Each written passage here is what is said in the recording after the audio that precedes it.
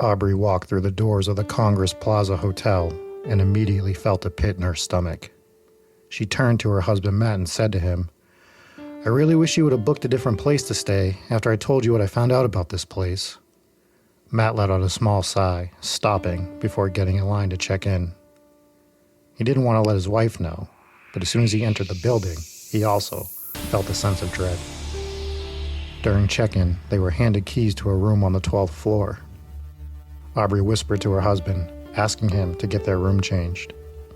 "We're so sorry. Everything else is booked," the staff member responded.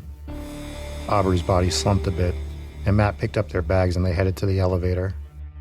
As they exited out of the elevator door, they headed down the dim, dated hallway. As they stopped outside their door, the lights above them flickered. Aubrey let out a groan as Matt unlocked the door. They had gotten in late, so the decision was made to just rest for the night, then explore the city the following day.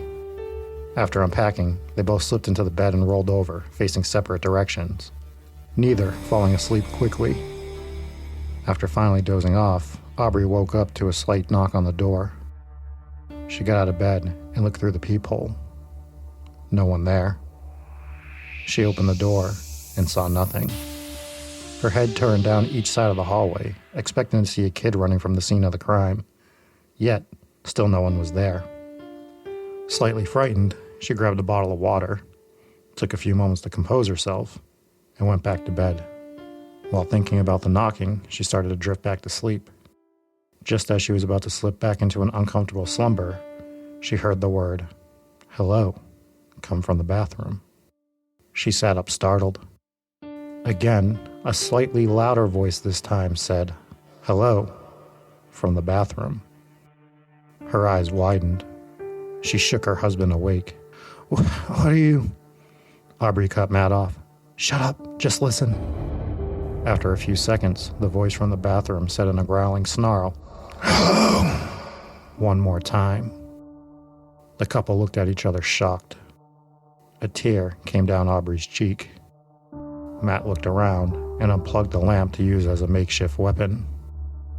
Aubrey was too terrified to tell him not to go. Matt slowly crept towards the bathroom.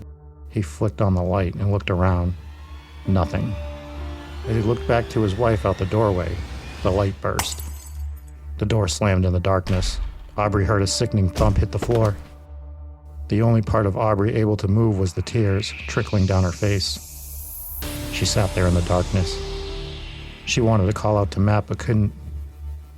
Seconds began to feel like hours. Her eyes remained fixed in the direction of the door. Then the silence was broken by the door swinging open swiftly and violently. Aubrey's mouth dropped and eyes widened even more than they had been as a dark figure glided towards the bed.